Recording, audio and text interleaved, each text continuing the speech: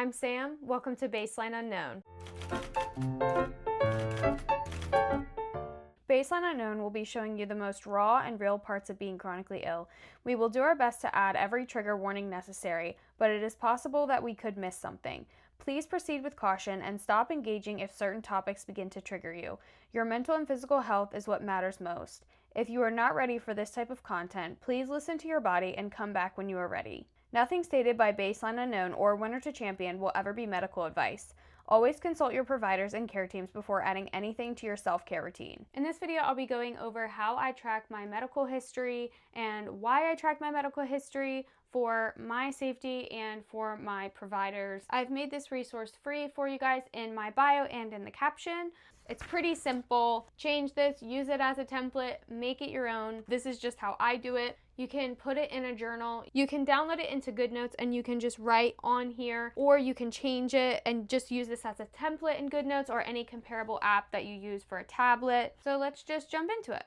When it comes to having a medical history with you, I know this might feel a little bit repetitive because you have to fill out a bunch of paperwork when you go to each new doctor's appointment, and I know it can be overwhelming. So this way, you'll just have it. You'll know that when you go to a new doctor's appointment and they give you the mountains of paperwork, you can literally just copy it off of this.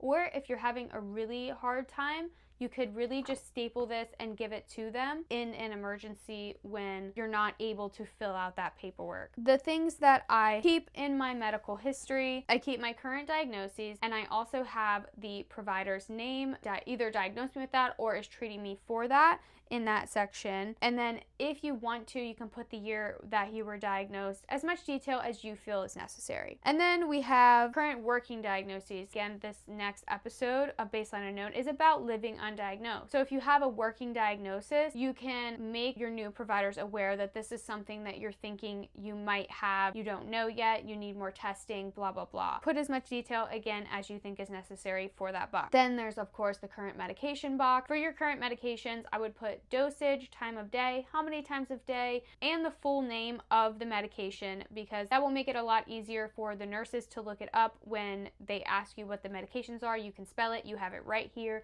You don't have to go searching on your phone or panicking that you don't remember what medication it was. It's all on here, easy for you to look at when you're in a new doctor's appointment. And then I also have a medication graveyard where I like to put medications that may have given me an allergic reaction or have given me certain symptoms that I didn't like or something that just didn't work. You can put all of the medications that you have tried. That way your providers know you've tried this medication, okay, let's try something else. And then also surgical history. This is pretty self-explanatory. I would put when you had the surgery, if you can. If you have the provider, that information, that's fine, but all of just your previous surgeries in that spot. If you haven't had any surgeries, that's fine. Obviously leave it blank. Then additional info, things that you think that your provider needs to know, or new notes that you have throughout the developing of your illnesses, because with chronic illness, everything's constantly changing, constantly developing. And then there's a section on here for your current providers. I put this in the back of my calendar. I have the name of the provider, their practice, their address, their phone number, their fax, and any notes that I need to have about those providers. That way I have everything. If I ever need to reference this to call a provider, or if my MyChart's not working, I can find their fax number, I can find their phone number very easily. It doesn't take long to just write all of these things down. You can change it whenever you want to. And this also can help you give information to your new providers a lot quicker without having to do a whole bunch of running around and searching. A little bit of extra work up front can help take a lot of the stress off.